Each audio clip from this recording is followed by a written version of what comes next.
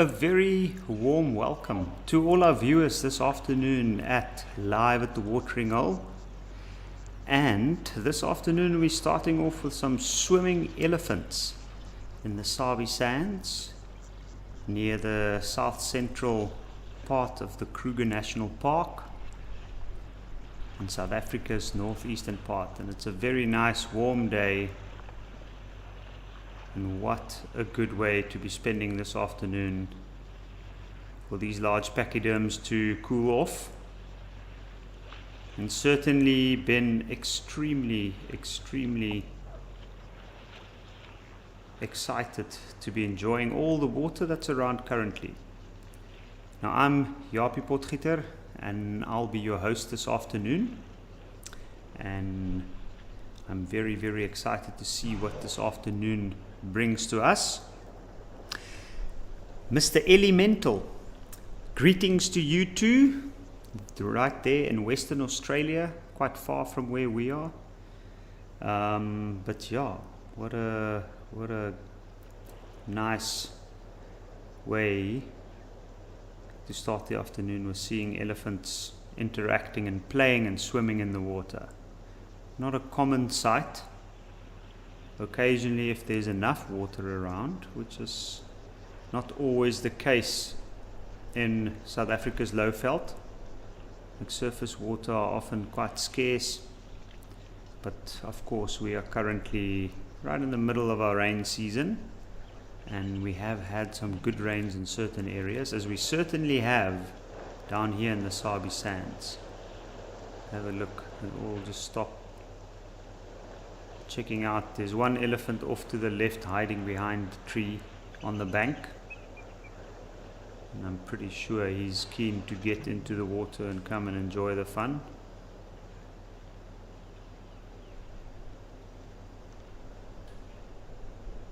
You can see the trunks up, the ones in the water of course having their trunks out of the water to breathe, but I think because they're a little bit lower down in the dip there, it's just good to pick up on the scents traveling through the air with a breeze.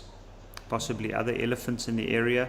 I can imagine that this watering hole has become very busy. It's been very dry the last time I saw it, which was before the major rains in this area, and it certainly changed the whole face of this landscape. Nice deep pool there, providing big elephants to get themselves down into the water and completely submerge themselves. Brazen Hearted, you saying elephant pool parties are always a fantastic treat. I couldn't agree more. I think elephant pool parties, it's almost watching, you can watch the elephants and you actually tend to feel that relief that they're experiencing while they're in the water. Now, maybe it's the fact that the water gives them a little bit of a energy boost, being cooler, but also elephants are quite buoyant and they have an aquatic ancestry, so they certainly can swim, and they're very good swimmers. So maybe it's the fact that the water aids them, makes them feel a little bit lighter. It gives them all this added energy. And you always see them pushing each other, kind of like those two are doing there. And I can never say for sure, but I'm quite sure, I've got a good feeling that it's two young bulls. And what a no better place to wrestle each other than in the warm water of a watering hole in the Sabi Sands.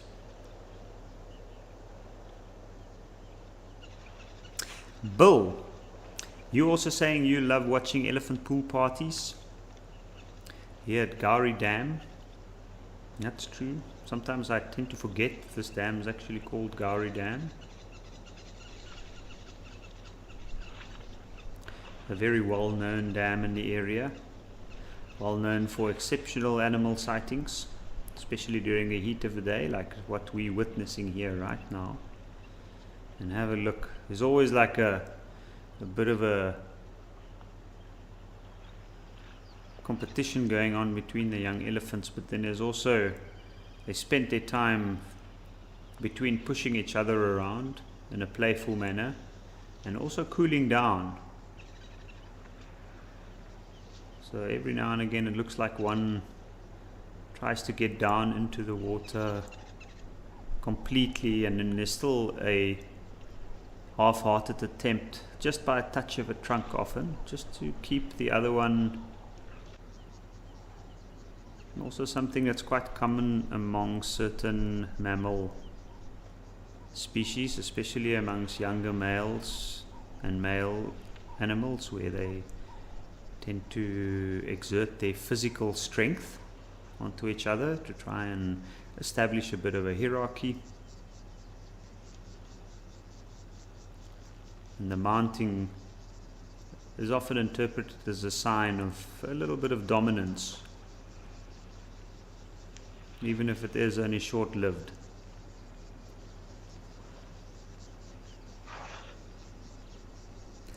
James Hamilton Bird.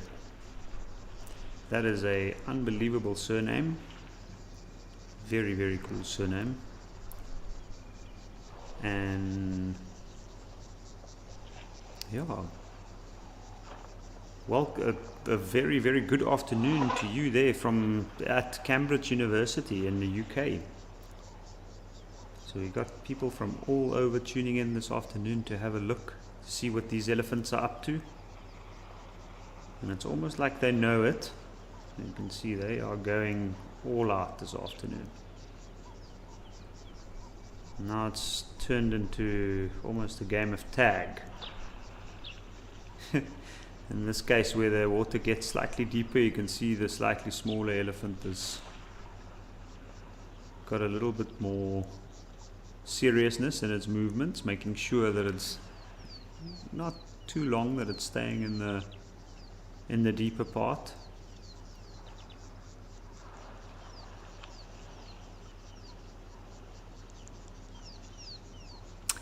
Erica Oldno, he's saying greetings from a very hot Cape Town. Well, glad to hear that it's a hot summer day down in Cape Town. I know it can get quite warm there. I was surprised, being based in the South African lowveld for such a long time.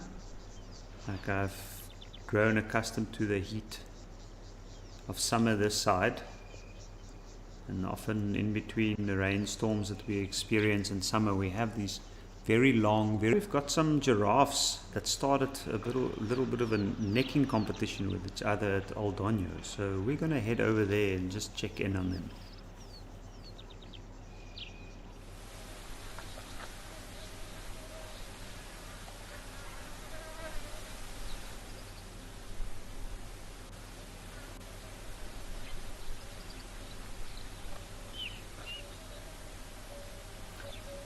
What a sight here at Old Donyo. Also quite nice and green.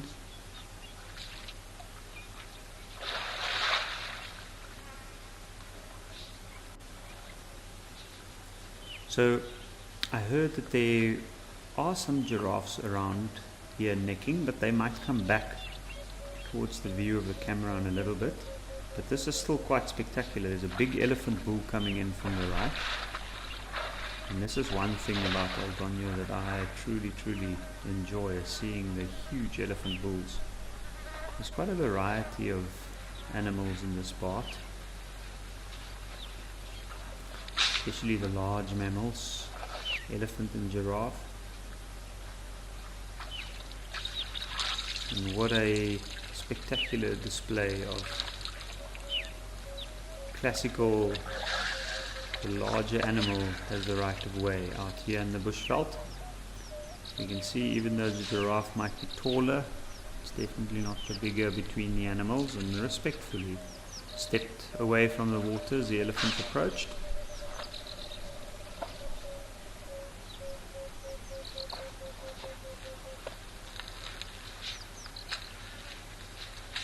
In a rather clear sky here at Old Donyo, you can see in the distance on the horizon there's some cloud cover building there, but the beautiful East African skies It's always spectacular.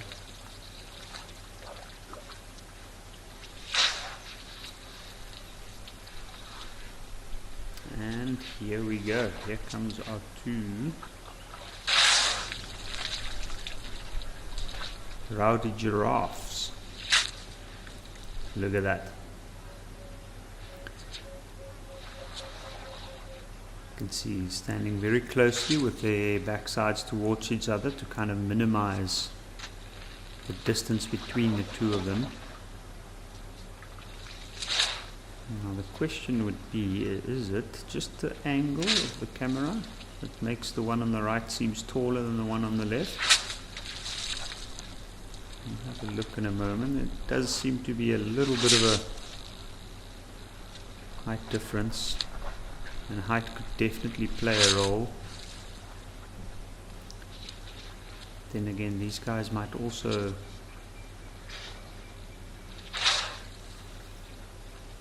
just be testing each other. There's another elephant coming in from the right. Now that these two giraffes are near the water, it should be interesting to see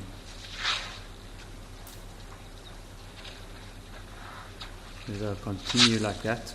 Sometimes I found, and I've actually seen in a very similar situation, where an elephant might decide to take an interest in the business of other animals and then come over and just use its bulk and chase them.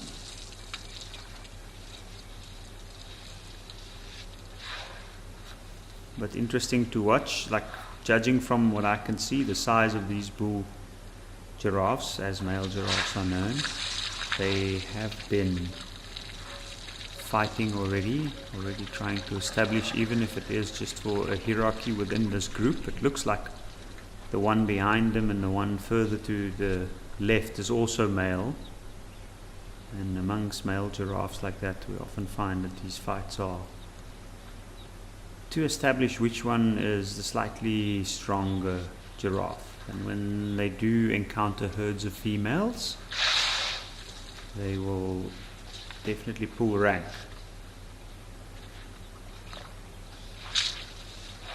Now at this point, I can see there's intent. It doesn't look like one wants to back off, but the fight doesn't move into a serious level yet.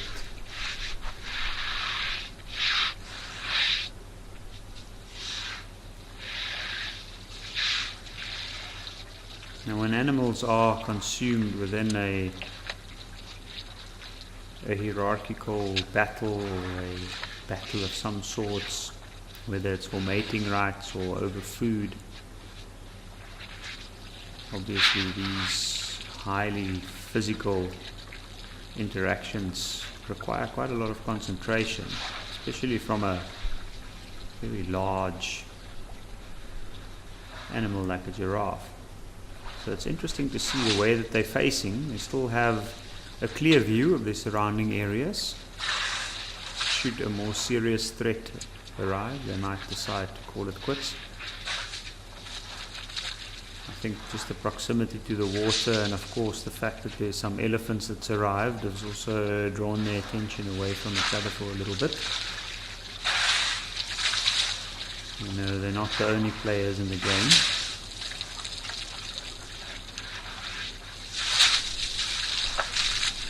To get back to one of our viewers' comments from earlier, Erica Oldno, you were sending your greetings from a very hot Cape Town, and you were saying that it's your birthday today, so very happy birthday before you leave for the farm. Curious to know where the farm is, but very, very happy birthday from us at Wild Earth. And what a beautiful gift of amazing animal sightings it's been this far.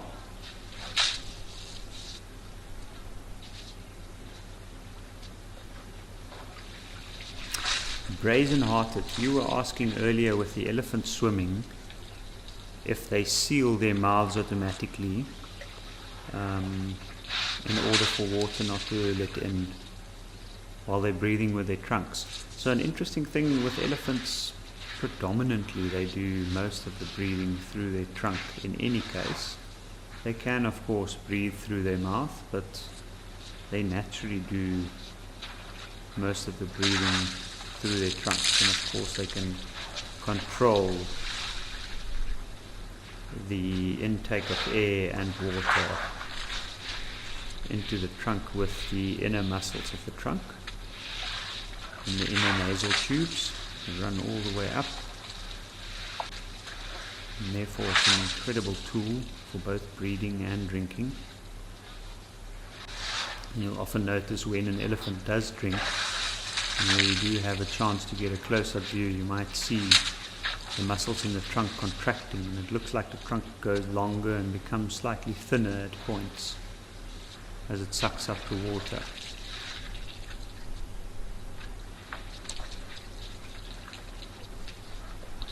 But yes, predominantly elephants use their trunk to drink water and breathe. And therefore it's easy to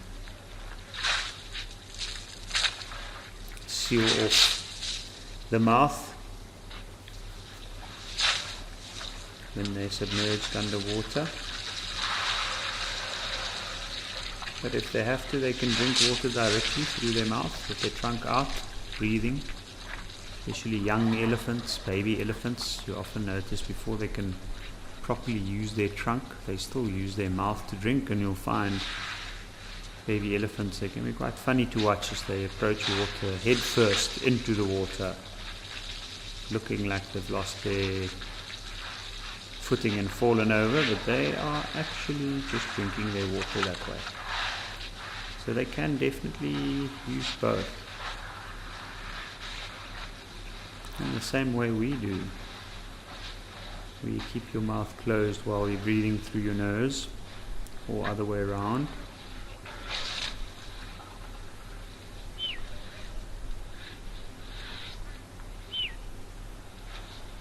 Through effective muscle control. Of course, with an elephant having a huge nose,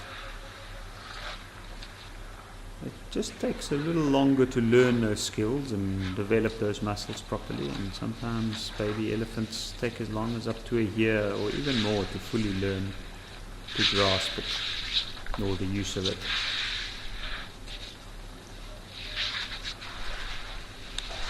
Savannah Adventures, you saying you are loving this. This is indeed spectacular.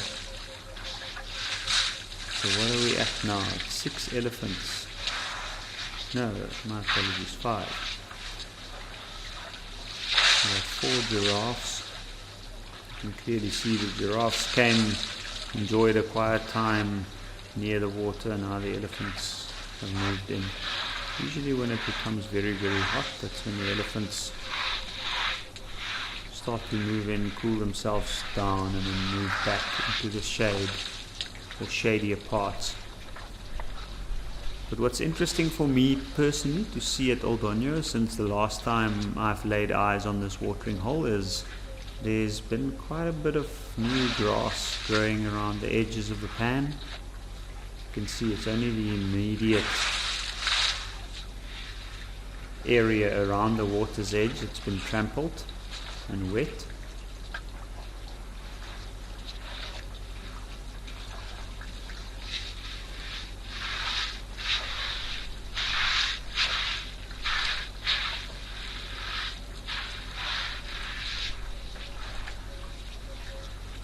What a spectacular sight. The pan's also quite full, and I notice that it doesn't seem like they are so much focused on where the water inlet was, like they used to be when it was drier.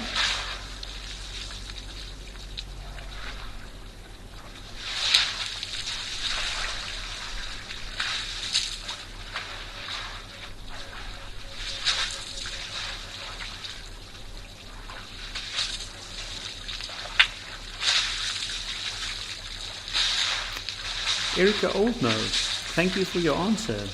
You are saying that the farmers on Piketberg in the mountains on the west coast. That is amazing. What a spectacular area.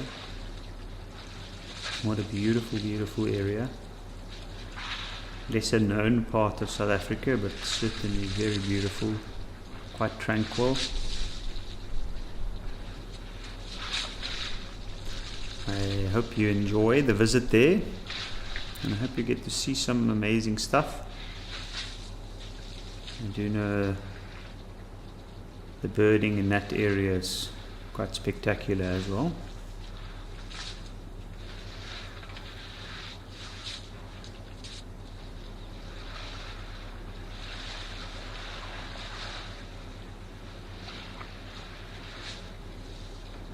Just have a look at this. What a classical Old Donyo sighting with 5 very big elephant bulls standing around the watering hole. Quite civilized, I'd say, being such large animals.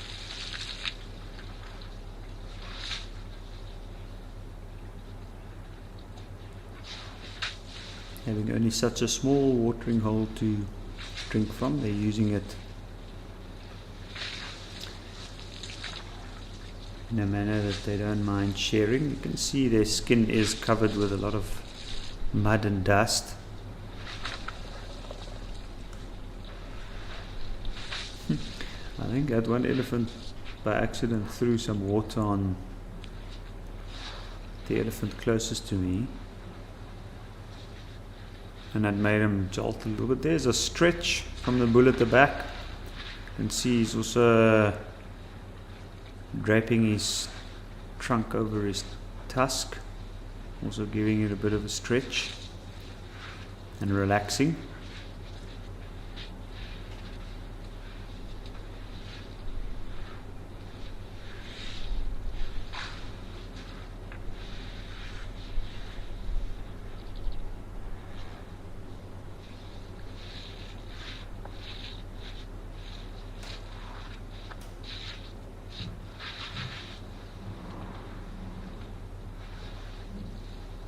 What a beautiful sight. Now it's interesting to see, like, one thing I always noticed about Old Donyo, because of all the thorn trees in this region, was that layer of green at the top, and then the grasses almost had this yellow layer with a blue sky in the background. So it's very, very nice to see everything is nice and green here now.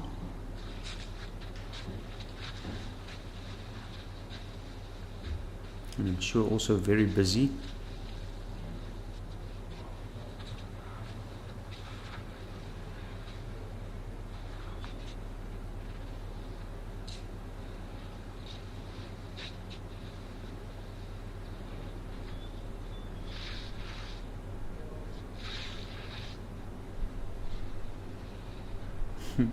And that elephant is still having a bit of a stretch there, just preparing for the next part of the day. There's no better time than to stretch and relax a little bit around the water's edge. That's quite a unique elephant, with a very large tear in its ear, and of course its 2 tusks that cross each other at an angle. And you can see also looks in a rather playful mood.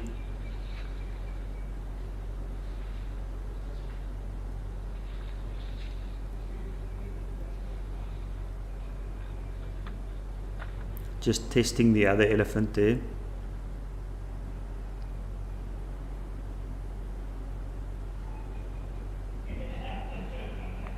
Elephant bulls are amazing like this, even though they're so large and like literally the embodiment of independent nature,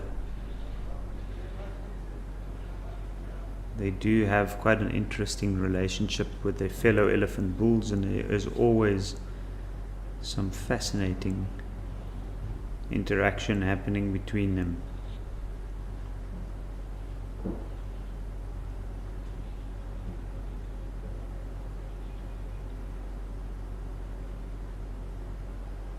You can see there's always a bit of a push just to check each other out, and then of course at the same time they'll use the trunk and often just touch the inside of the mouth of the other elephant, in which case it's a bit of a greeting formality or ritual. It allows them to gain some information about the other animal and some insights.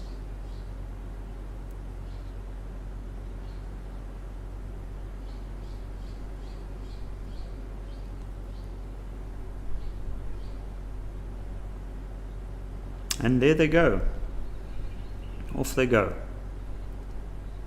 You can still see them pushing each other in a playful mood, also re-energized after wetting themselves. It looks like a nice hot day there at El Doño. So now as they move off, now the question is, will the giraffe come back?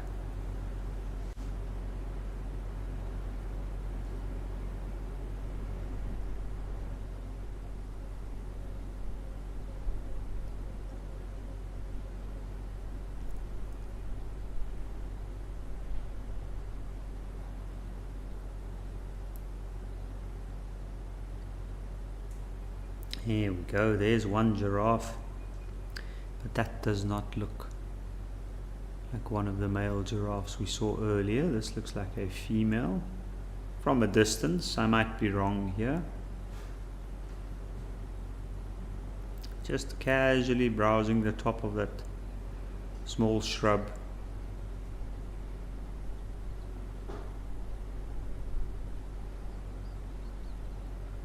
Interesting to note the angle there when the head drops. It's almost in line with the hump at the base of the neck. So the neck comes down quite a bit.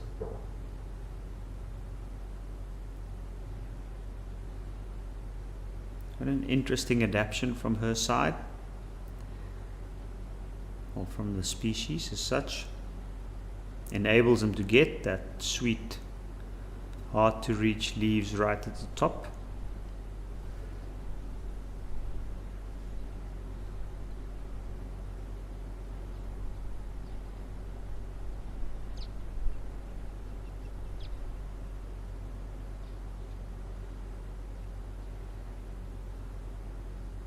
And that's probably what we'll see this giraffe doing mostly now. It's just hopping from one little shrub to the next, feeding at the top. As she's feeding, the trees are releasing some chemicals that they are pushing into their leaves to help deter the onslaught of the giraffe. And at one point we might find that the giraffe might just lift its neck up and move away to a little bit further patch and start it all over again.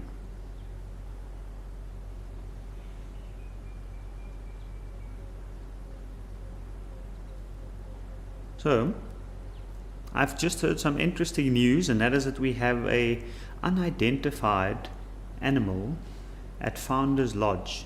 So I think we're going to head over there to see if I might be able to shed some light on the situation.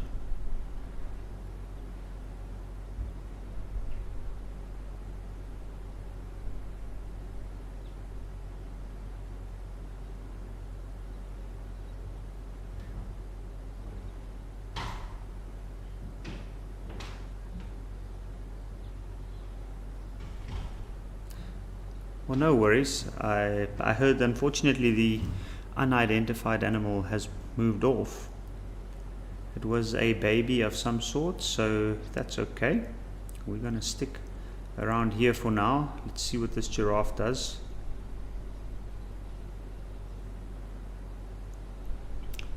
So it's looked like it's moved on a little bit. It is interesting. It looks like it's almost moving. It was moving with its head low down, so it must have been picking up on something rather good. But in this particular landscape, there is a lot of good food for the giraffe.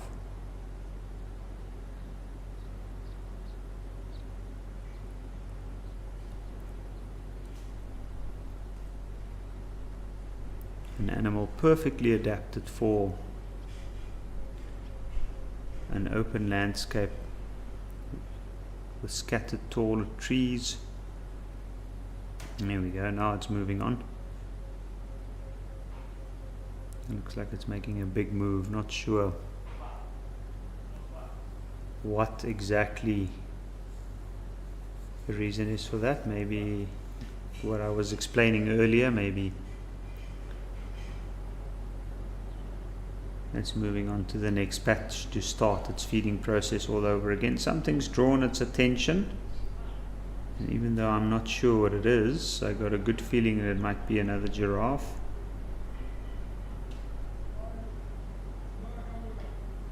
Oh no, never mind that.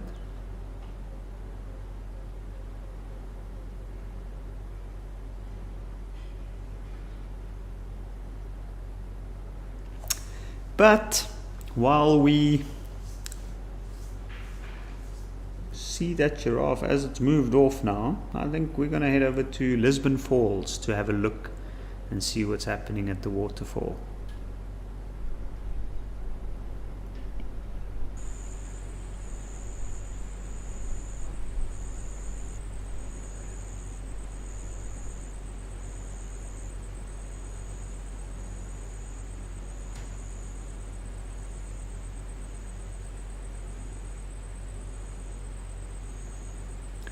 What a spectacular sight. The famous Lisbon Falls at Graskop, which literally translates to grass head.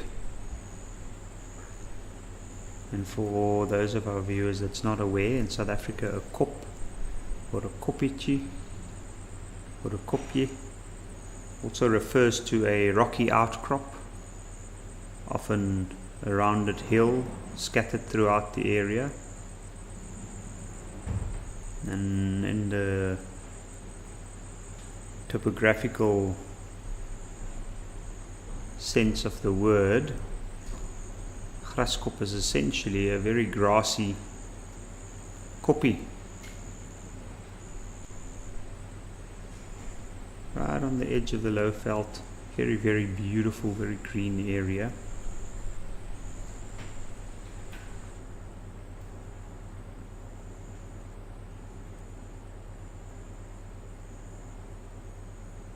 And we can see, of course, with all the good rains throughout the area recently, the waterfalls coming down rather strongly. It's almost otherworldly.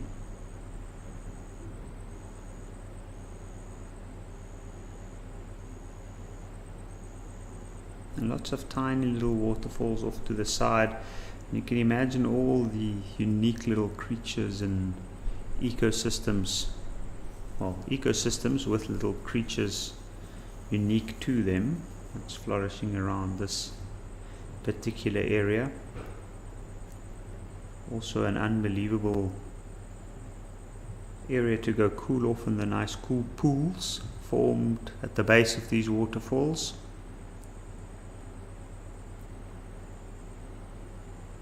The water here is almost always cool and refreshing.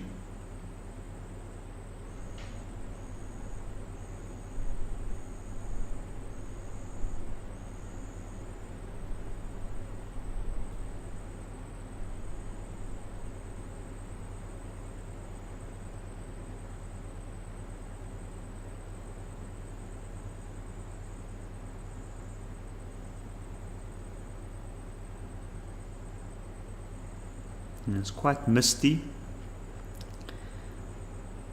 from the wind blowing, and sometimes if it is quite a windy day, then often you might find a windy but clear day, then you might find some beautiful rainbows forming along the edge or near the waterfalls.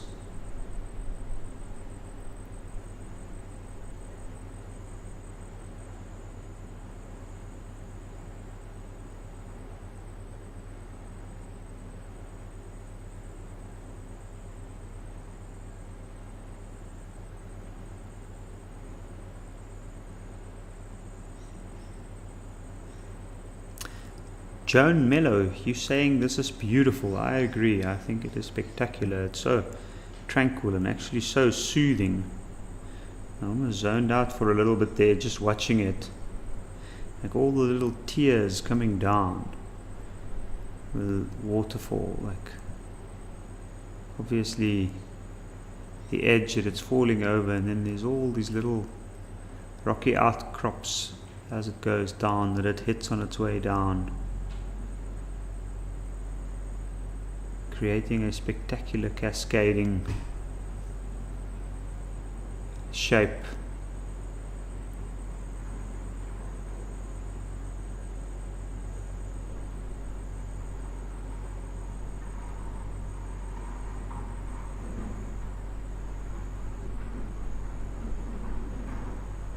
Now, interesting.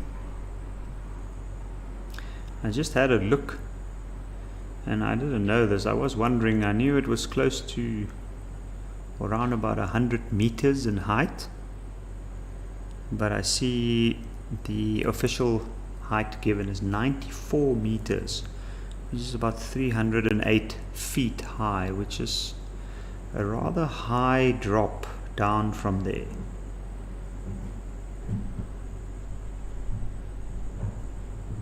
And certainly no drop that anybody would risk climbing up there on such a slippery slope, even though I am sure that it has been scaled by some adventurous folk.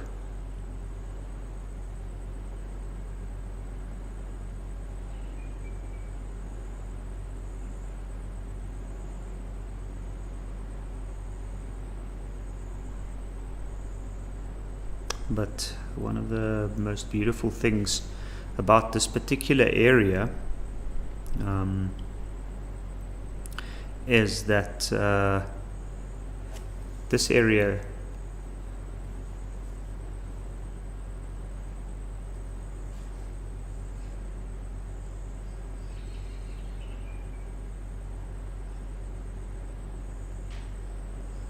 one of the interesting things about this area is this is an area that when the general area gets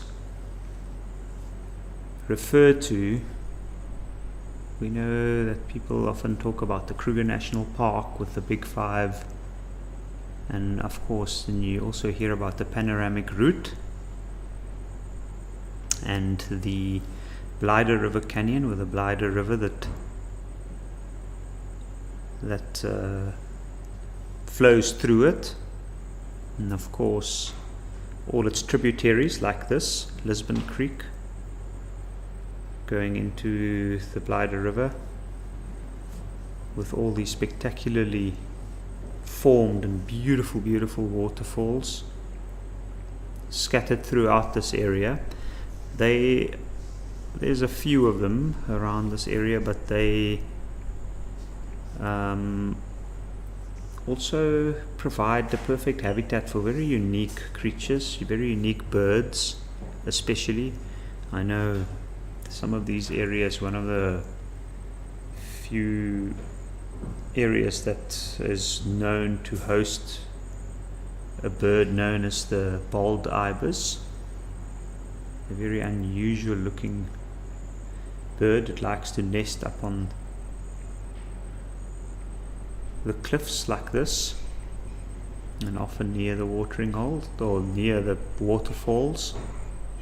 There's also lots of other little forest birds hidden away here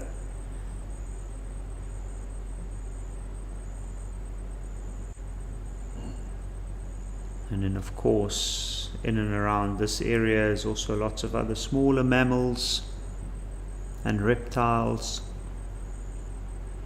that we could see throughout this area, and of course also the ever-present gaze of the leopard.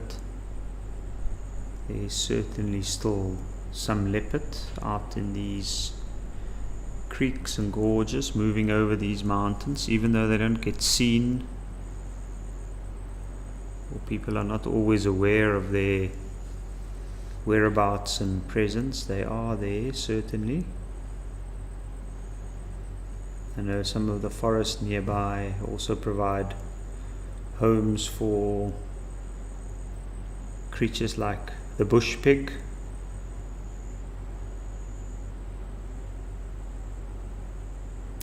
But it was beautiful to see the waterfall, and even though we haven't seen any critters amongst it, it was certainly good to check in.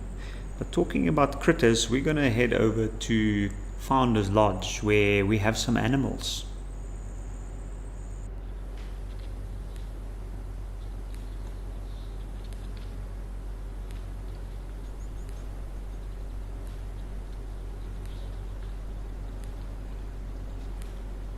Aha! And what animals do we have here? This is quite interesting. 2 springbok, believe it or not. The one on the left is a springbok as well.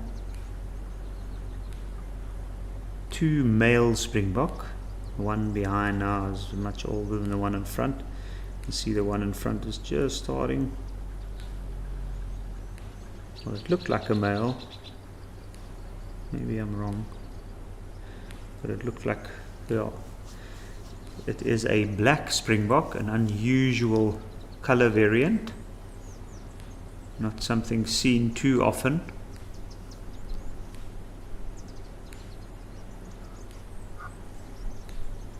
And in areas like this, also not often to actually come and to see them come down and have a drink. But just look at that, what a spectacularly beautiful antelope.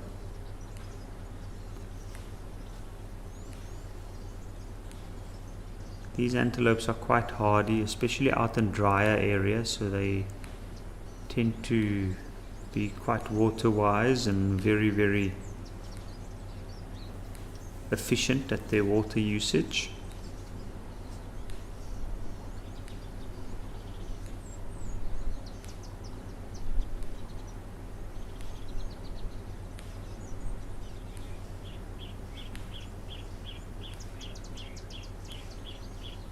You can see it's just dropped its head there, and as it's going down, like often I find near the watering holes, just as some of the water run off, like a little bit further away from the immediate edge of the water, you find that there's some grasses that grow in those little patches, and often animals do stop to have a quick nibble there before they move on.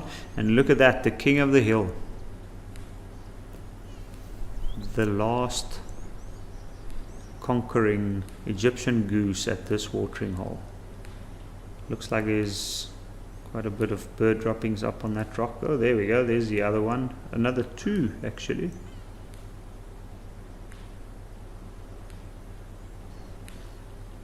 Standing proud up on their rock. Okay, well that's quite interesting. The one at the bottom doesn't look like an Egyptian goose.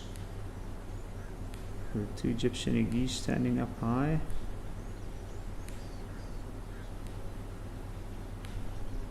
I'm not actually sure what the bird on the ground was there. I couldn't get a clear look at it. It didn't look like an Egyptian geese, unless it was a younger one.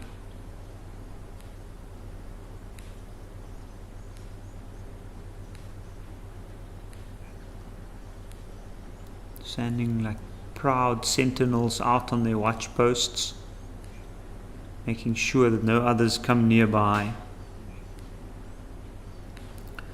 Egyptian geese can be quite a funny bunch. They do get quite touchy once other birds come close to their water. tend to become a little bit unwilling to share. So sometimes you'll see some serious fights erupting, and boy can they fight. Here we go, good wing stretch and a leg stretch.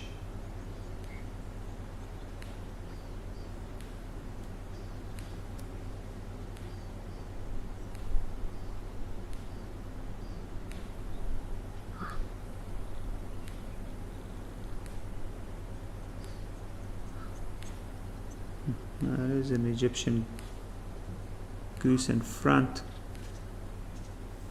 What do we have here? Is this? Oh, it is. Indeed it is.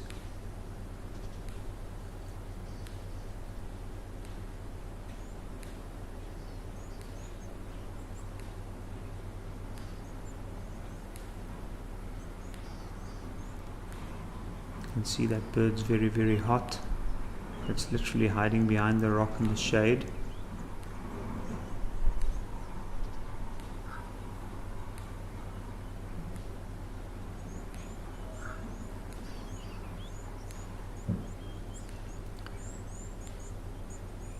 But what good posts to be standing on, to have a look out.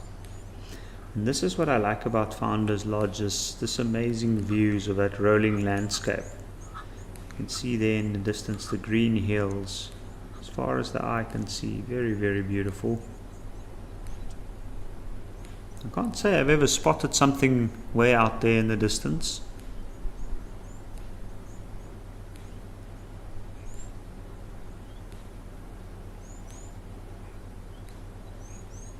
But nice to know that we can look upon the rolling hills there of the Eastern Cape. Very beautiful part of South Africa, also a very wild part of South Africa.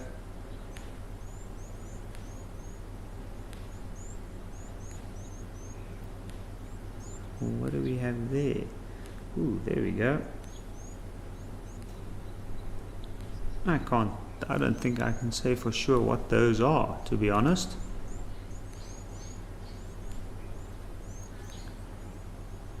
Looks like some antelope. Looks like there's a white antelope of some sorts.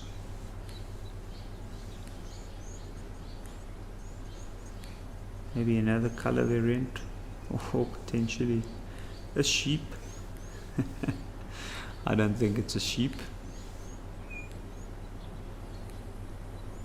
You can see it looks like a nice warm day here at Founders Lodge. You can see the taller trees and shrubs providing some much needed shade, and I'm sure some of these animals will utilize that.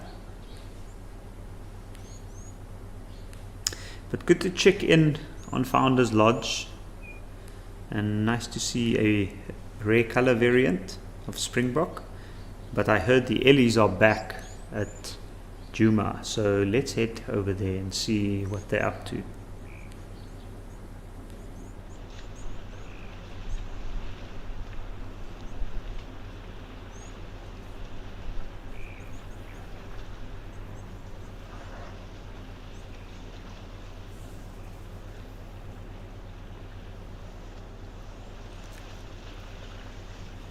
And they are still in the water, still swimming. It looks like there's more down in the water now,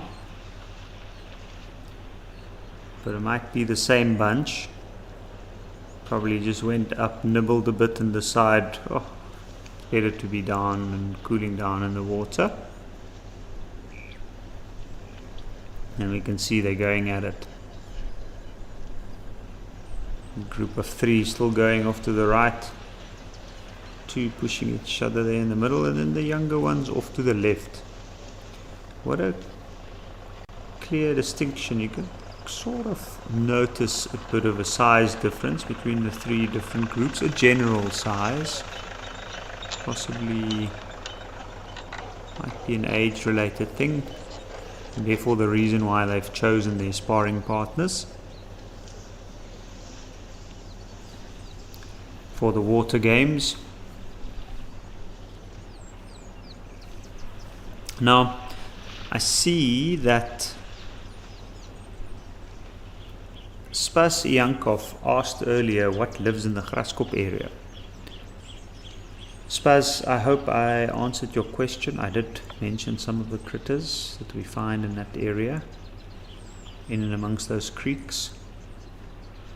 I know that there's a lot of other interesting little things that I might not have mentioned, or that I don't even know about, that lives there.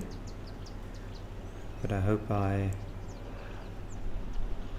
enlightened you a little bit. One of the crazy things for me about that area, and a lot of the other areas as well, not just the areas that's protected like the Sabi Sands, for instance, an area known for exceptional game viewing. There's also some wild animals living outside, still occurring naturally in their former ranges. And in computer enthusiast, I see you saying your friend the elephants. Indeed, they are such spectacular creatures. Just have a look at that. This is what I'm talking about when I say I love watching elephants. It's literally, there is always something happening. 1, 2, 3, 10 elephants in the water, 11 in the water. One at the back trying to be a crocodile, stalking the one in front. Arguably most of them young bulls. You can see the much better behaved females with their young are walking up on the game path along the edge of the water.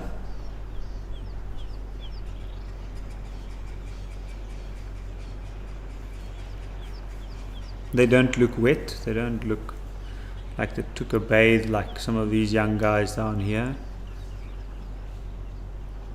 And I guess boys will be boys, but interesting to see how they affect each other's behavior like that. When there is a large or more than one large group of elephants moving through an area, you find sometimes if they are known to each other, you might have a bit of an interaction and a bit of a play group going on. And especially when there's water involved, it's quite easy to determine and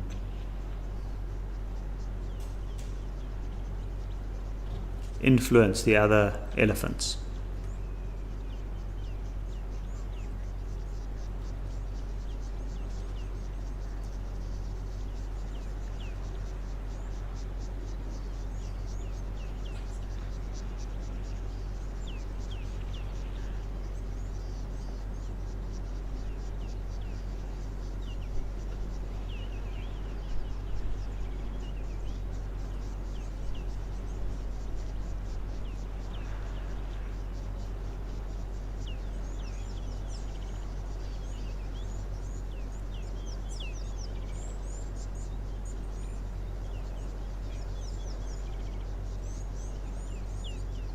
What a spectacular sight. Now, earlier on, before we actually started, sometimes just to have a test for the sound and all of that, we do see some things out on the cameras, and what I've noticed then, and I can see even clearer now, is the change in the color of the grass in some of these patches here at Djuma. First rains, and the first big rains in an area, it goes through 3 stages of progression, which is a natural progression. The pioneer stage, the subclimax stage, and the climax stage. And at this stage of a game, some of those first pioneer and subclimax stage grasses would have dropped their seeds. And often what we find is some of the grasses would only live for about a year or shorter. They tend to die off, and often you'll find that it's a little bit brown. And that's why we're seeing these brown patches. But after some good rains, which we will hopefully still have this season, it might change and we might see another green phase moving through. But while these elephants are enjoying themselves, dipping into the deeper side of this watering hole, which looks divine, I think we're going to head over to another bunch of animals that's enjoying themselves thoroughly at Founder's Lodge in the mud. And let's go see what they can be.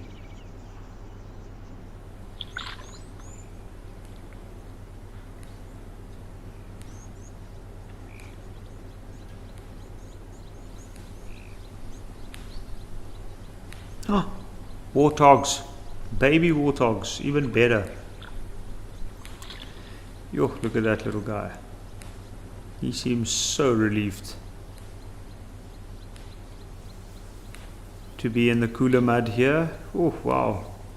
There goes a big one up at the top. But that was a moment of pure bliss there. Have a look. I don't believe for 1 minute that can be done. I know for a creature like a warthog, it could be a stressful time being near the water.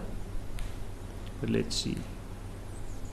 Ah, the beautiful bonding moment. Well, what I thought was a bonding moment. And have a look at that. The baby warthog used one rock to scratch its backside. I can't say that's something I've seen often. But I'm assuming the mom went up to go check something there, just to check maybe if the coast was clear. And being a young warthog and not 100% sure of what's always going on around you, I'm sure it just stood up to walk over to the mom in case might get left behind. Another smart bit of behavior we're witnessing here. You can see he's moving away from the point where he wallowed to have a drink of water.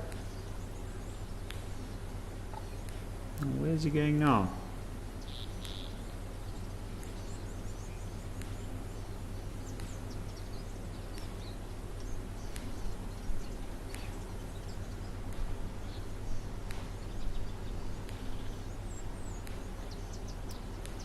Funny creatures, these warthogs.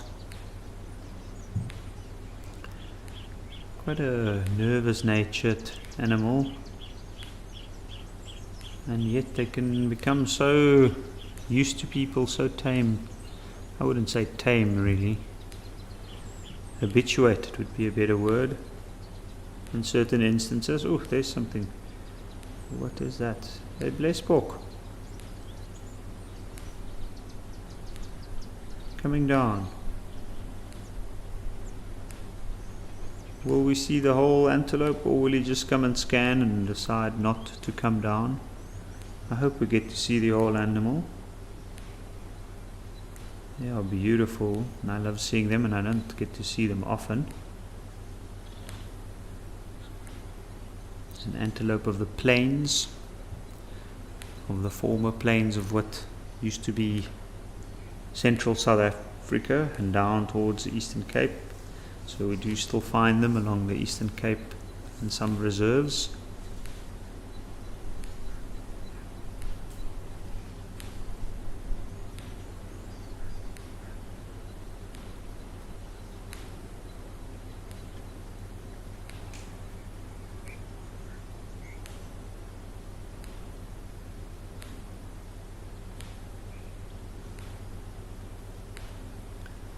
And there we have another warthog coming down.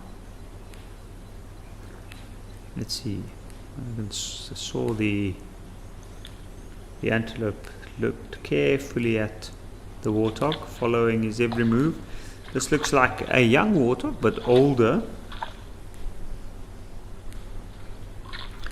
Tusks are still developing. My goodness.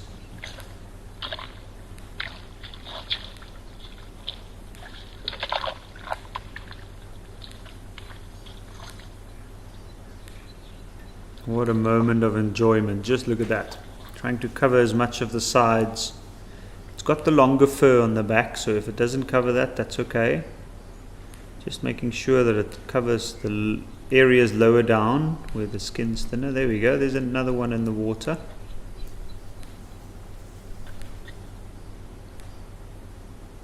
And one can almost feel their relief, covering their skin with the mud, the cool moisture of the mud. There we go.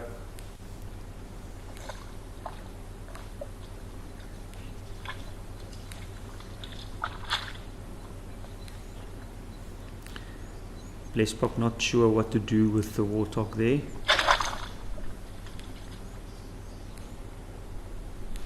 This is quite the sighting. I'm really enjoying this. Not something... Ooh, looks like something gave them a spook. Sometimes with these three or these two species, it might even be their travel companions. You can see the Blessbok obviously took no chance in that.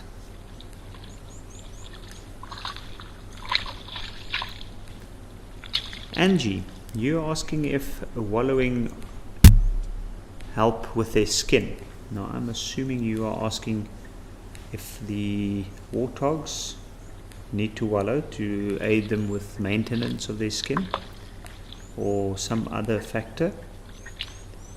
And indeed it does. It does a number of different functions for them besides cooling them down, of course, and on a hot day like this. Its first and foremost reason for seeking it out is so that it can cool down.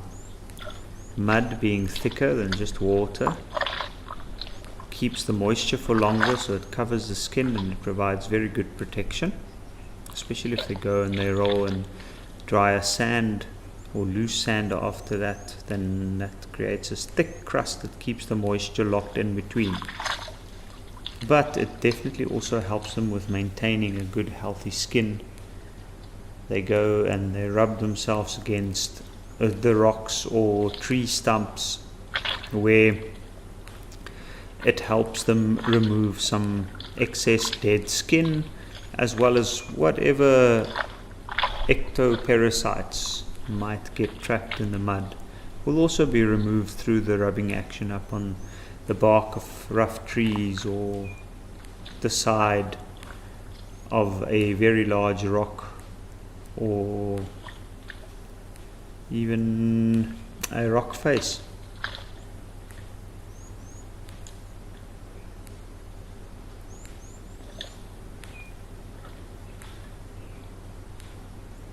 But what a beautiful antelope. It didn't end up drinking at all. Got its spook and decided to move on. But also an antelope that's quite efficient at managing its water requirements.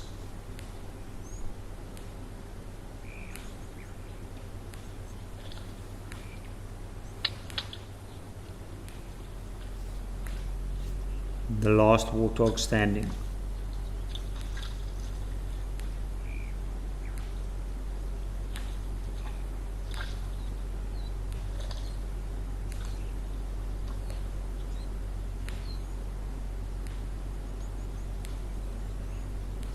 Just couldn't pass up the opportunity to inspect its travel companions wallow. Maybe there was another chance, but this warthog is quite well covered in mud. There we go. Have a look.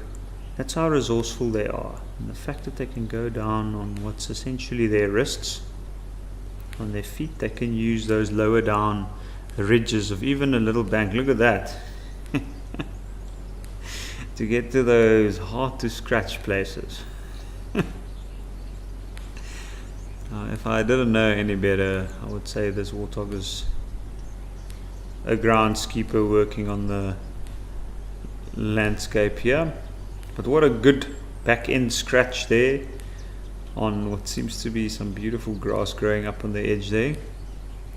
And as all of the creatures around us watering he had found us have moved off, we're going to head back to Juma to check in on the elephants again.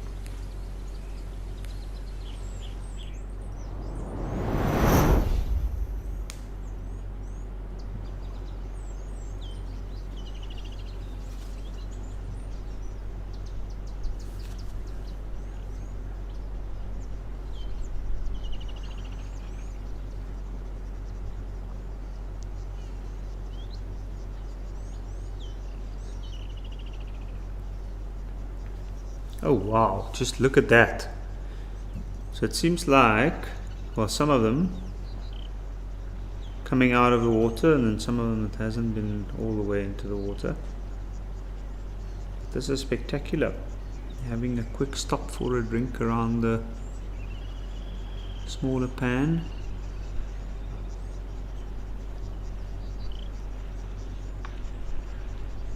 Elephants are certainly back in full swing here in Juma, and so far this year I haven't managed to have had a chance to move around to the Sabi Sands.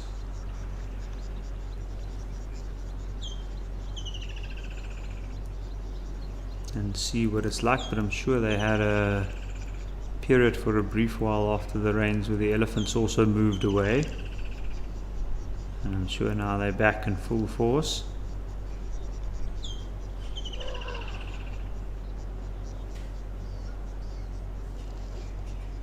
I'm not sure if this is the same herd of elephants that we saw earlier. This looks like a herd. I don't see as many young bulls. They were definitely in the water.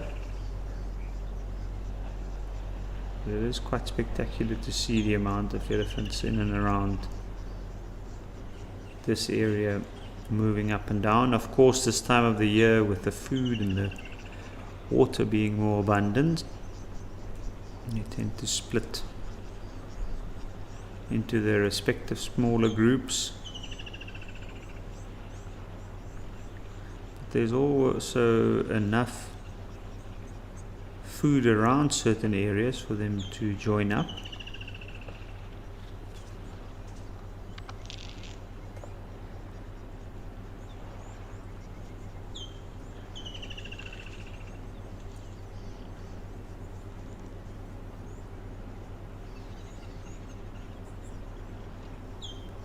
But now it looks like they are just settling.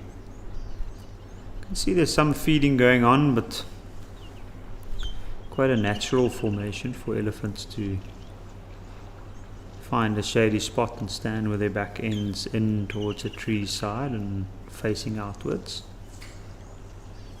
And then you often find that they have a bit of a rest, especially this time of the day when it's this hot.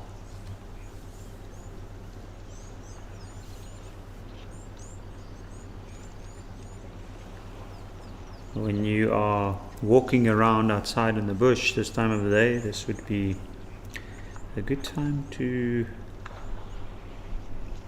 carefully check out in the shade below the marula trees before you decide to walk over there and have a nap. You can see the trunks just going through the soil there, or through the grasses. I'm not actually seeing them plucking strands of grass and putting it in their mouth, so I'm assuming they are searching for some marula fruit. That is a marula tree indeed, underneath which they are standing. So they are probably looking for some of the fruit to eat. Very, very sought after by the elephants and by us. I've noticed everywhere where there's marula trees next to the road, and they've had some good yields here and there. I often find that people stop and pick them up. Very, very useful fruit on all accounts, for animals, for people. And if it's not people collecting them, then I see the baboons are also one of the few resourceful creatures that are not so much bound by the fences around some of the protected areas, so they're in and out. But just look at that beautiful sight.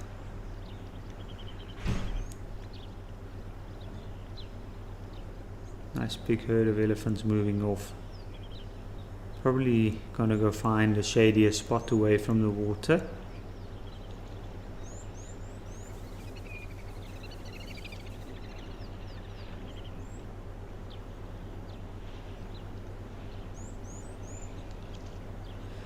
Interesting at this distance to compare the different colors of the animals. You can see the ones on the right and some in the middle completely submerged in water, and then of course the others that only went in halfway and somewhat behaved themselves. They didn't let their excitement completely consume them.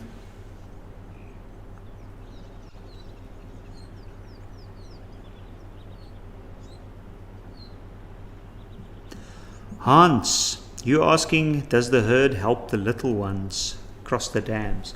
Indeed they do, Hans. It depends on the depth of the dam, and I have noticed that most of the dams in and around these areas are not that deep. So often they don't have to, but if it is a deep dam and they have to decide to swim across, then they might. And I've noticed in the past, like I have been fortunate to actually see elephants cross a big river, the Chobe River in northern Botswana, and that was spectacular to see how they literally kept the little one up as they cross. That was pretty incredible.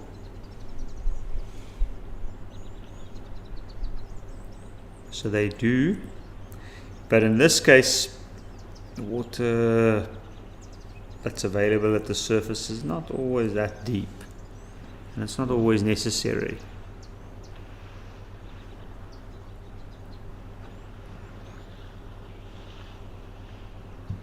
Now, there were a few questions I was meaning to answer. Well, there was a comment from Brazen Hearted saying that you love the elephants when they stand up on each other's backs in the water, and that they look like they are jammed together like train carts.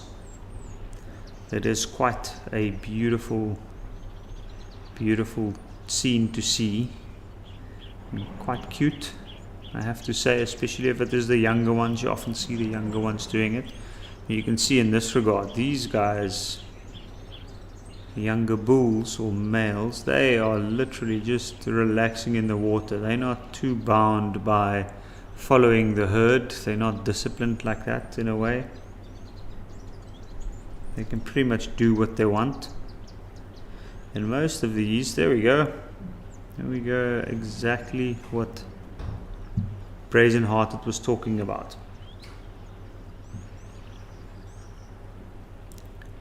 The best time to push your fellow elephant under the water. Show him who's boss.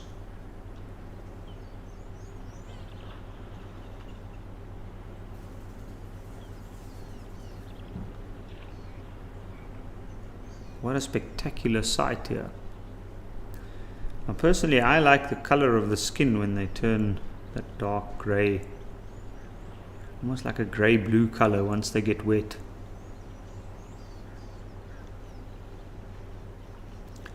And how they suddenly become very infatuated with the elephant nearest to them. Maybe the excitement takes over.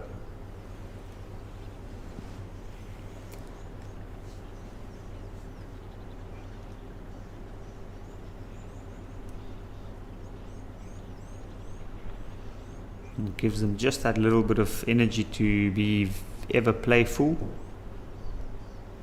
You can see the one on the right doesn't seem to be bothered.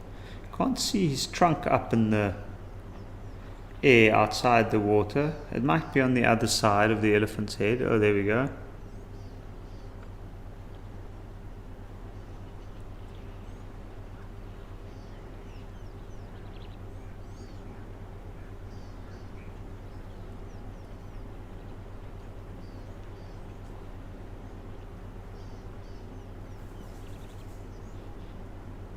yeah, what a beautiful, beautiful sight. You can see the little ones do tend to wander deeper, but once it becomes a little bit too deep, or the pressure from the older ones become too much, and they wander back to the shallow areas.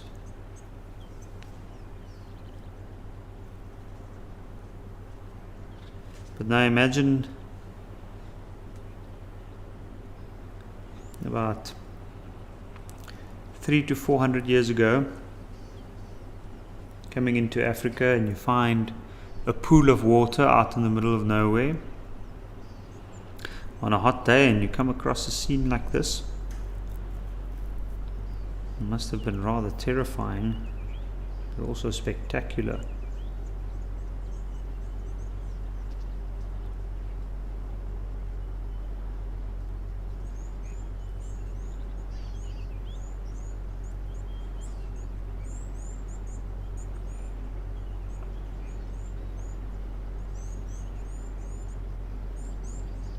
What I also find quite interesting is they have these moments where they just relax and check each other's out.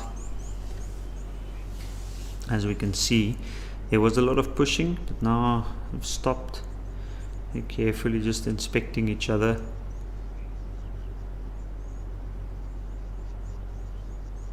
And once again, we can clearly see the difference, maybe in age and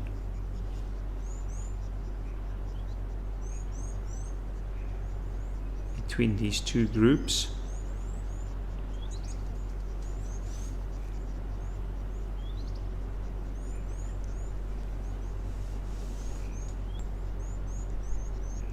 Now, what I also found interesting is when the elephant, especially with the young elephant bulls, when they're around this area, I often find, okay, these guys look like they might be moving out, maybe not all of them, but they tend to spend a lot of time in the water. Like, this can go on for hours sometimes.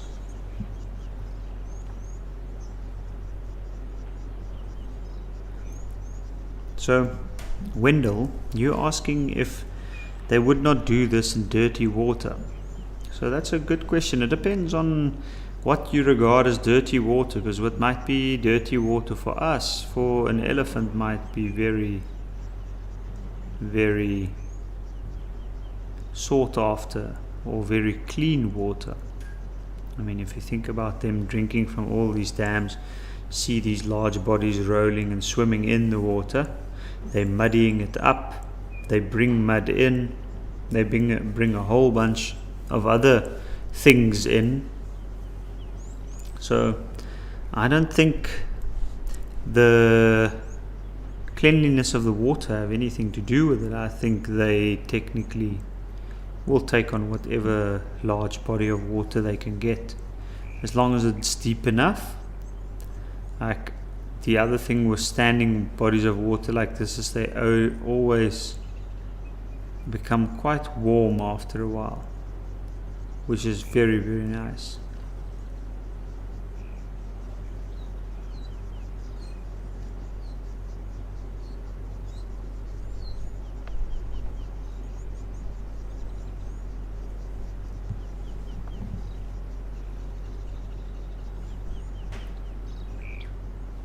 Now, I've noticed there's one elephant at the bottom right.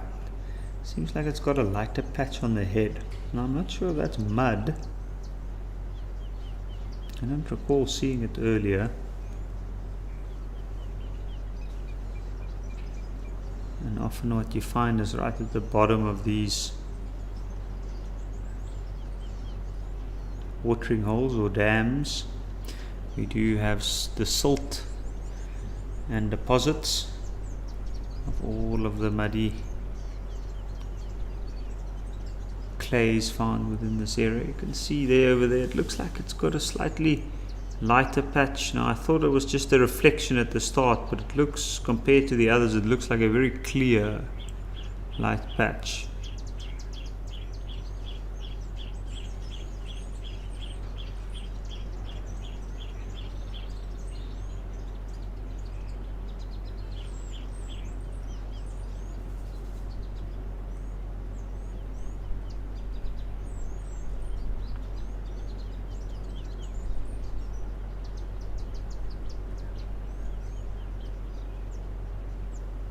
But just look at that.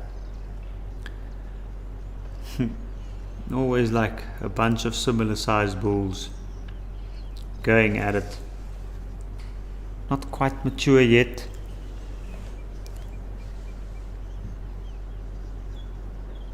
But not too large. Just at the right age to make full use of the wet wilderness, which is the watering hole here at Djuma.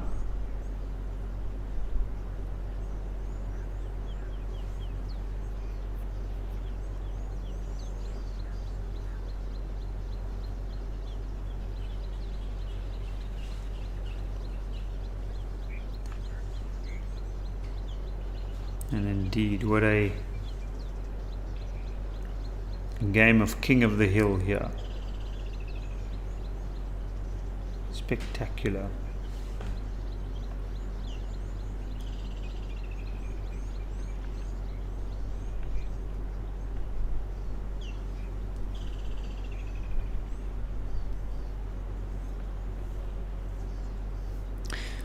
So, I have had an interesting question earlier also from Computer Enthusiast, and Computer Enthusiast asked whether there are any birds that ride elephants. Now, to be honest, I have not seen a bird riding any animal, but I have seen birds sitting on some animals, normally very well adapted to do so, and they are normally birds associated with other animals than elephant, interestingly enough. Now, in South Africa, you find a species of bird, two species of bird called the oxpeckers, and they are the yellow-billed and the red-billed oxpecker. Red-billed oxpecker being our bird of the year, for those of you that didn't know. But they feed off ectoparasites like ticks sitting on large animal skin, and they tend to sit on anything from a warthog to a rhinoceros. That includes black rhinoceros, white rhinoceros, and giraffe. So what we find sometimes is with the smaller creatures like warthog that can and do wallow themselves. It looks like a little grebe down there in the water. We find that they have these birds only up until they go into the water.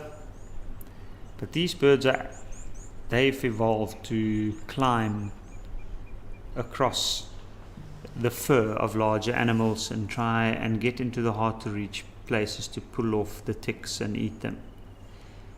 Then there are other birds that's also associated with animals and their movements that capitalize from them. What you find sometimes is fork-tailed drongos.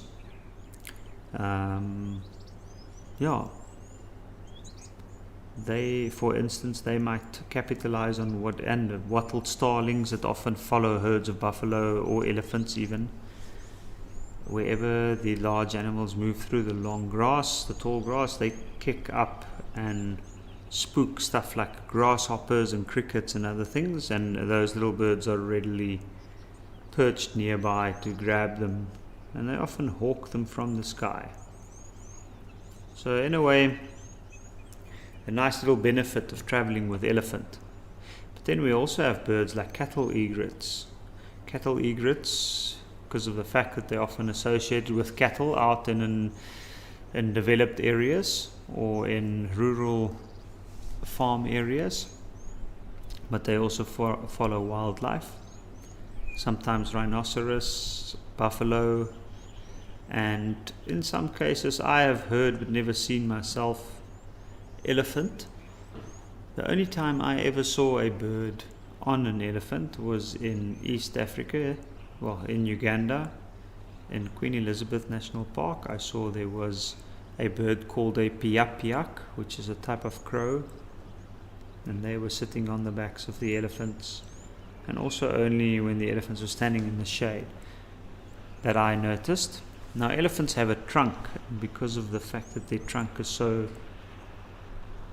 mobile and can literally reach almost anywhere on the head, behind the ears, and way back down the spine, the elephants don't allow birds to sit on them.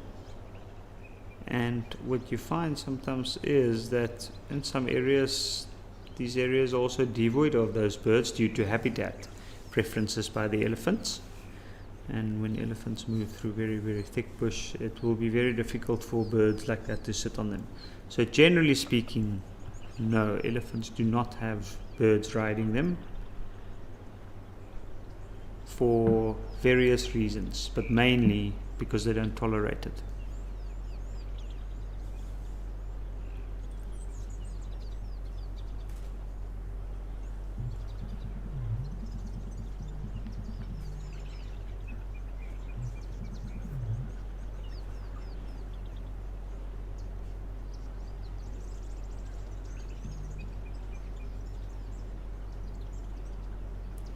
Now, throughout this whole time, that one elephant there on the right has literally just been standing in that one spot. He must have found an excellent spot in the water and does not want to move. You can see he's slightly larger than the rest by comparison. So maybe that's also why they haven't dragged him into their games yet.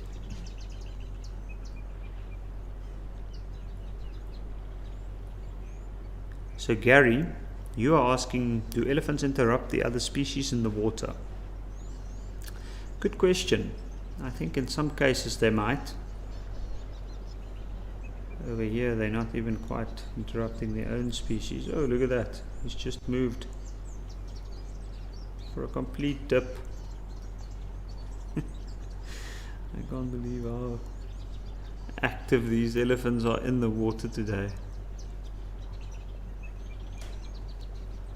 But Gary, to get back to your question, they don't necessarily disrupt or interrupt the fish and the birds. They could, definitely. It depends on the size of the water.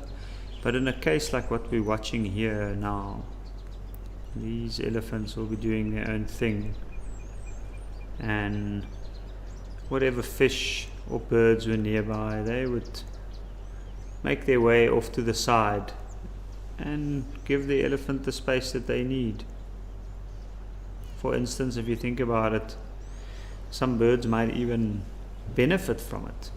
And if we think about the question earlier by a computer enthusiast, some of those birds that I mentioned that do follow large pachyderms, they might be sitting nearby, hawking up whatever gets spooked. There's often a lot of little critters flying across the surface of the water, and they often do get spooked or move between the elephants like this, and hence the birds will hang around them as well.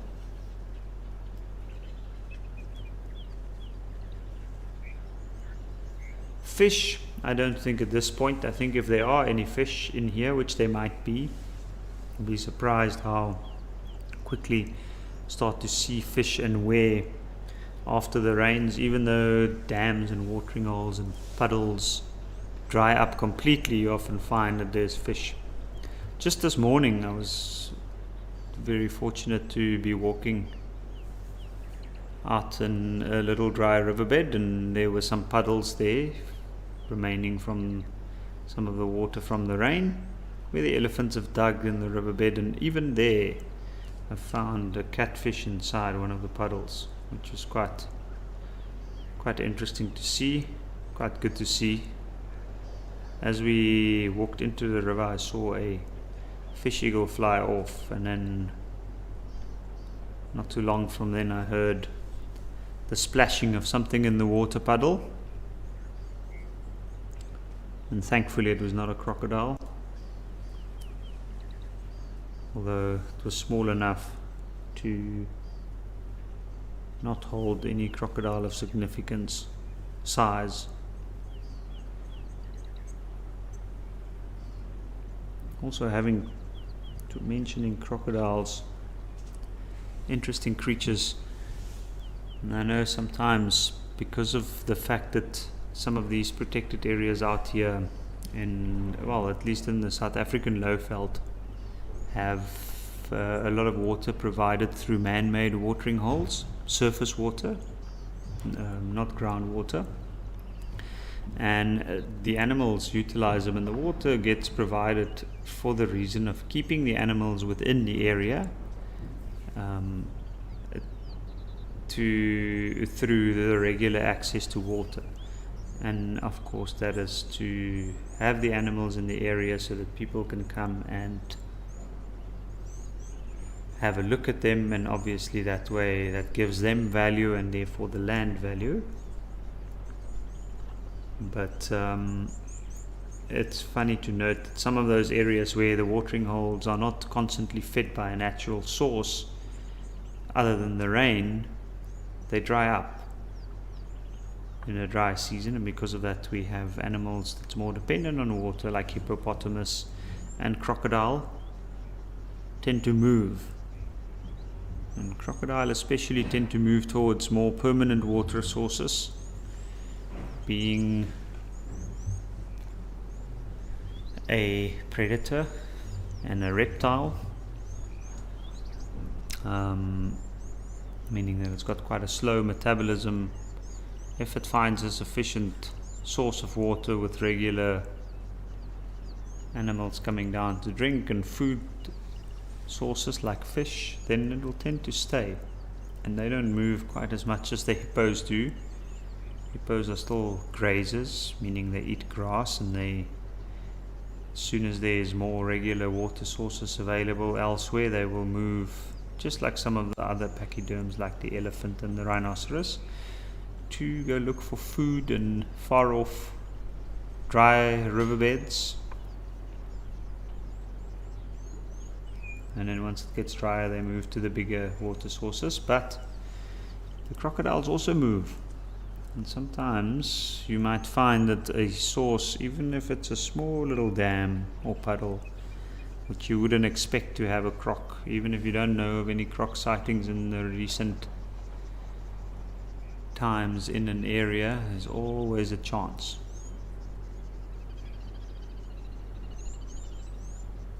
But having said that,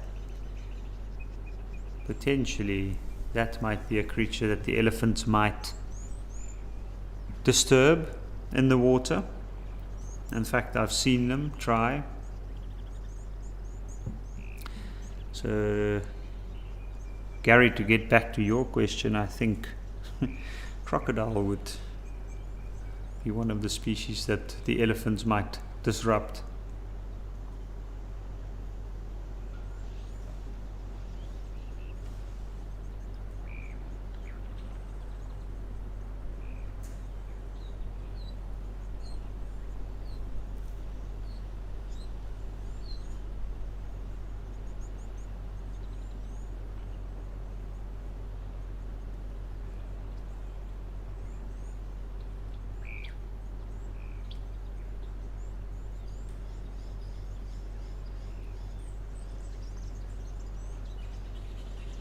Just have a look at these guys go. You can see those little grebes are nearby. They are keeping their distance.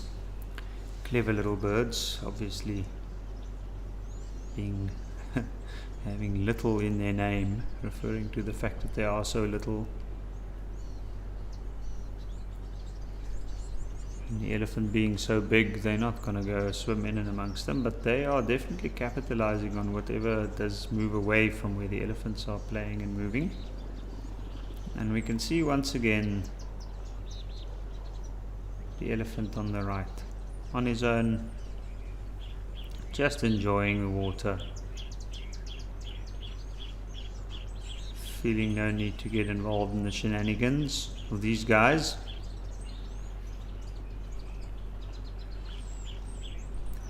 A very excited elephant coming into the water. Let's see. And he is met by a welcoming committee. as we can see, certainly at the order of the day to force his way in there in a way. There we go. He did look a little larger than the others. You can see them backing off. I think they were quite interested and more enthusiastic as he approached, and then once he came closer and they realized the size difference, they were like, maybe not. As you can see the curiosity there, just inspecting. He's probably got the trunk. It was near the face there, but probably sticking it in the mouth under the water.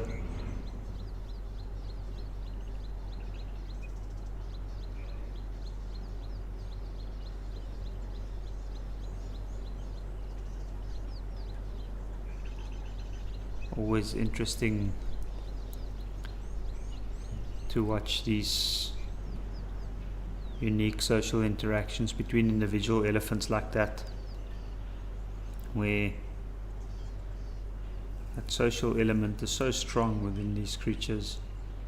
Even though elephant bulls, once they get older, will tend to move more and more on their own,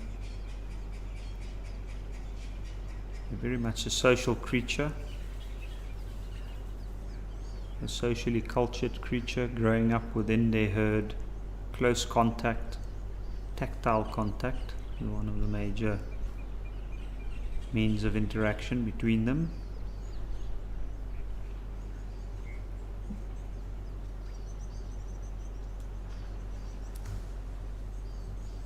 And amazing to watch them literally enjoy moments like these together in the water.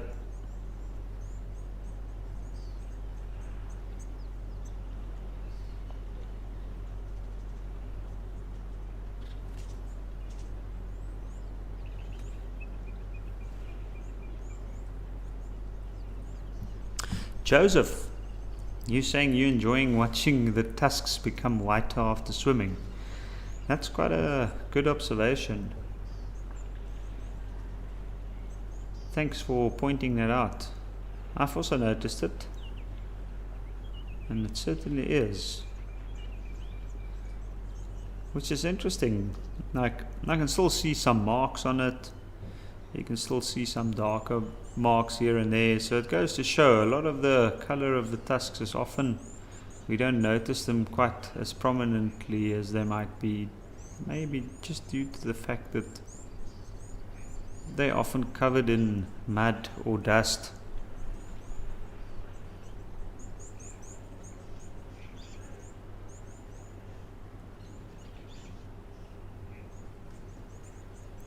Have a look at those trunks just above the water. Obviously breathing, but also just sniffing each other's out.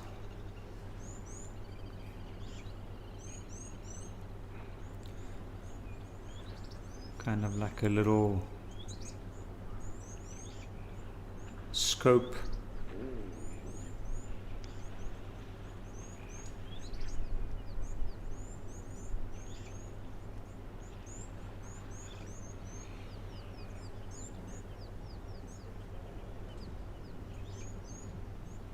And then every now and again we find them blowing their bubbles, which is also fun to look at. Sometimes they use it as a form of mock aggression when they're playing like this. But yeah, quite the creature. Quite the creature.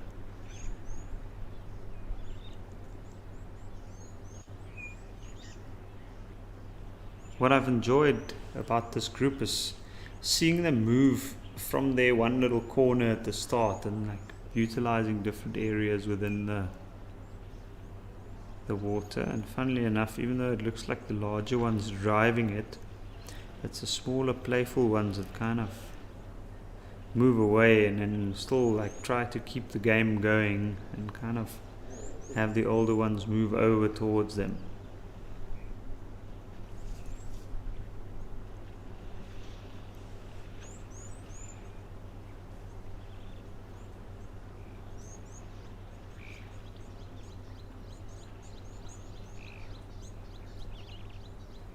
There we go.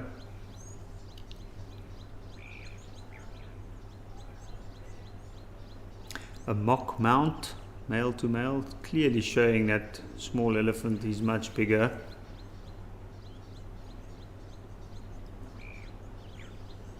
Almost to the point where you can see there it looks like there's almost a little bit of concern from the two off to the left.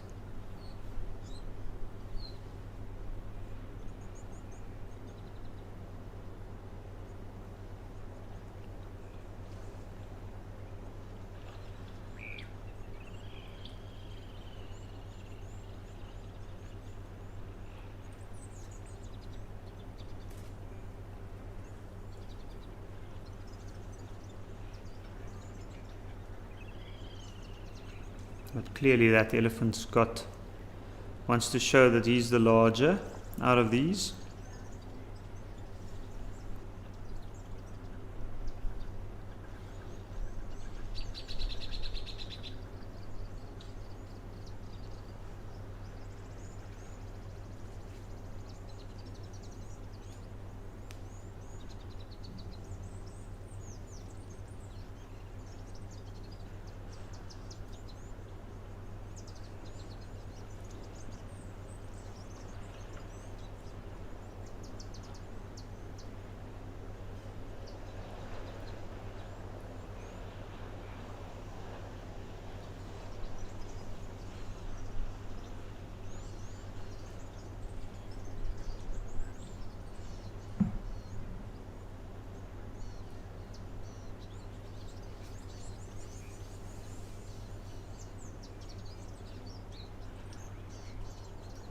And there we go, 2 has left.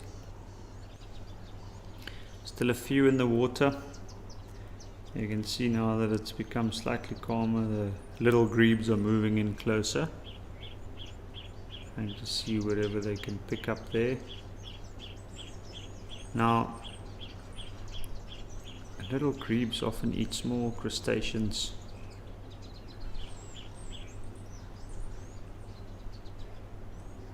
And other little critters that dwell near the water surface,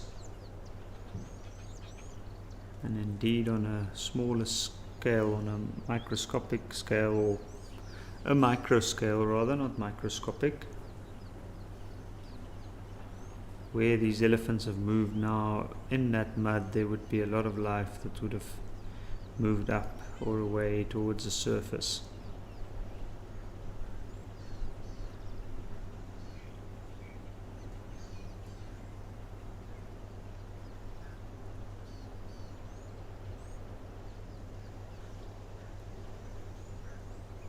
And that's amazing to see that big animal just disappear like that.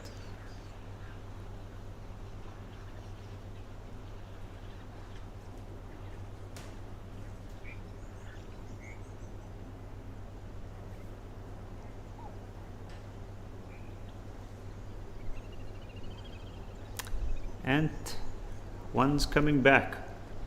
Hasn't had enough yet. Either that or he's got a bit of FOMO. Can't let the others have all the fun, where he's out on the bank. Probably stepped out and instantly realized that it's very dry and hot out there. Realized he wasn't too hungry. At this point in the day, these elephants would have probably made sure that they had quite a bit to eat in the earlier hours of the day, and they will once they leave here again later. But they would have probably, if they were away from a water source like this, just stood up in the shade somewhere. And they might still do that after this if it's still too hot.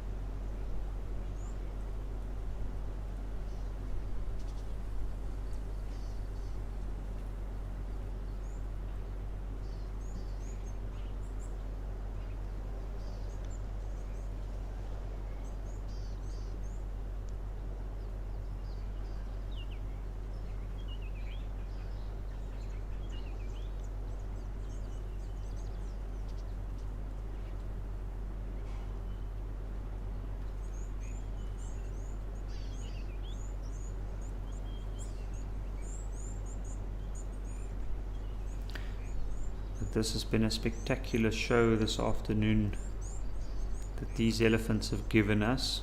In fact, everywhere we've been, even the waterfall. The waterfall certainly given us a spectacular show.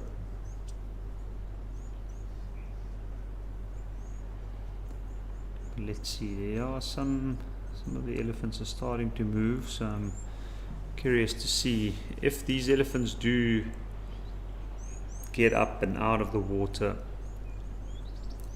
before the end of the show this afternoon. And I actually can't believe what I'm seeing then. Very, very well behaved, well directed elephants. But then again, there's also somewhat of a time period to these things.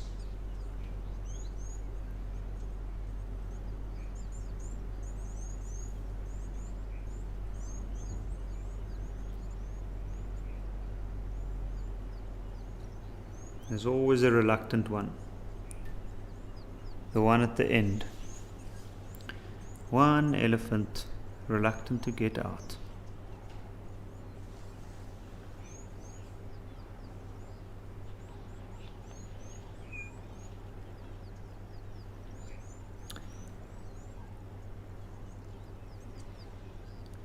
Anthony Mancunian or Mancunian, you are asking how much water does an elephant need to drink a day? So that's a very good question, because an elephant, the general water usage of an adult elephant is roughly between 150 to 300 liters of water, depending on the size of the animal and a few other climatic factors, as well as the environment. It depends on how much water is available. But so generally up to about 300 liters. That does not necessarily mean that the elephant drinks all of that. Sometimes that includes the water that gets wasted. So an elephant can hold up to about 8 liters, in some cases even 15 liters of water in the trunk. And when you think about it, sometimes when an elephant stands and drinks, they can go to that maybe about 10 to 15 times during a drinking session. So that is about 100 to 150 liters of water. But out of that, some still gets sprayed out, like usually the first bit and the last bit of the water, so it's probably a little bit less. But it is an animal with a very, very high water requirement.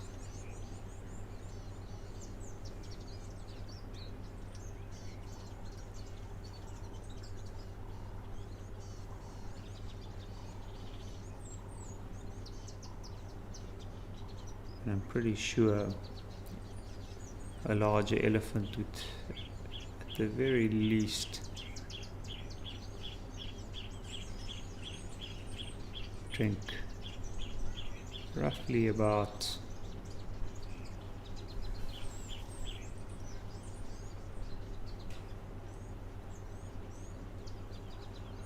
maybe 60 to 80 liters a day.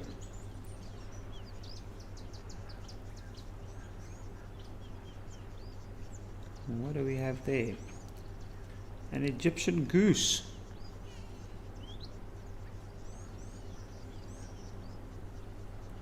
Move it off to the shallower, quieter side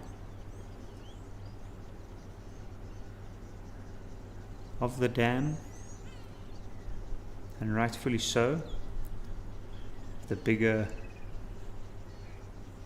noisier animals are playing out on the deeper end. What would you, as an Egyptian goose, want to be doing there? In terms of personalities, both elephant and Egyptian goose are way up there, that's for sure, especially around the watering holes. And with the Egyptian goose being one of the bird species that's doing quite well for itself. Literally used to have a joke, well, still an ongoing joke, that they are found at almost every single puddle of water within South Africa.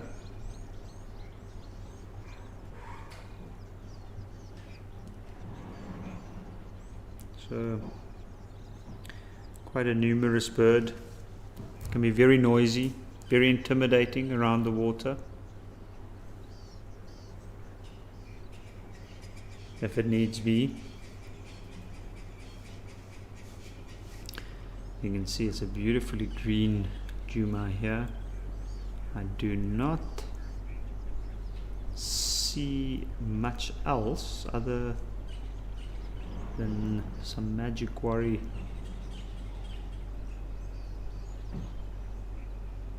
And seems to be some raisin bushes flowing in the wind.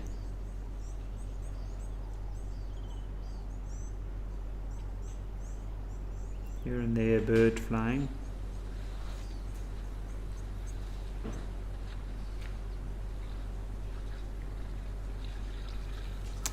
But I think for the last few minutes we're going to head over to Oldonyo. We've got these two beautiful big elephant bulls. What a contrast to the spectacular show that we saw at Juma just now. And don't get me wrong, I'm not saying that these guys are not spectacular. Look at the size of their tusks. Look at that beautiful cloud build up there in the background. Casually drinking from the watering hole here at Oldonyo. That elephant to the left, when it first sprayed itself with water, it looked so hot there that the water, it almost didn't even look like the water wetted its face.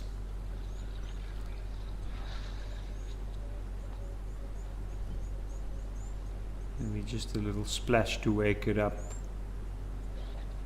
and get it going in the hot African heat.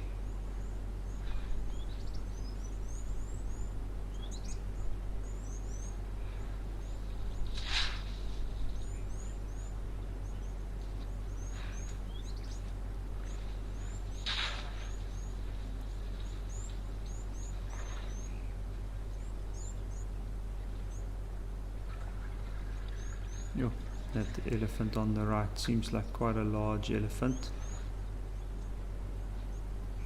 much larger than this one on the left.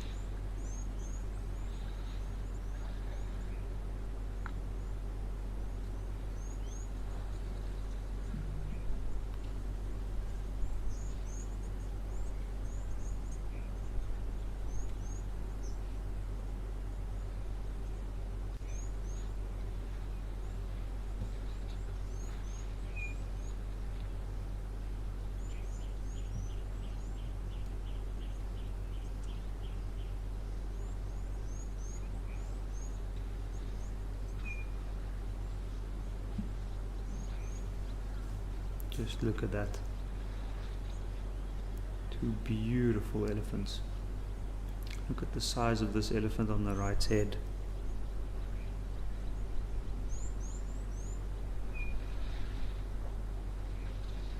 That is a massive, massive animal.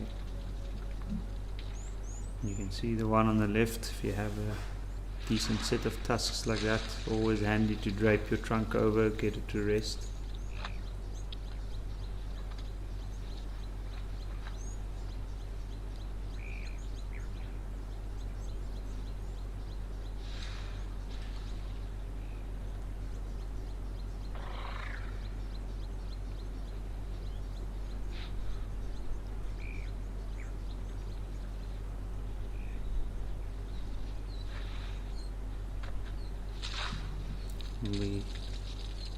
We're lucky in the next minute or so we might get a very, very good close-up view of this big elephant. You can see he's picking at the ground for some dust, loose, dry dust, to cover himself, but he's also investigating who's come past, who's moved through.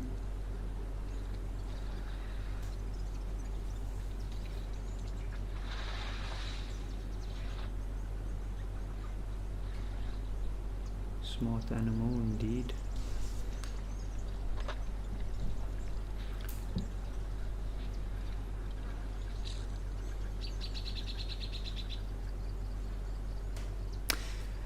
Brazen-hearted, it is my absolute pleasure.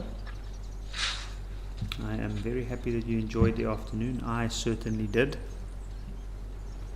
And what a beautiful way to end it with these two majestic elephant bulls at the waterside. The watering holes have been good to us this afternoon. Oh, got a little bit of a fright. But I would like to ask all our viewers to join us again tomorrow afternoon, and thank you so much for joining us today. And from all of us here at Live at the Watering Hole, we'll see you later.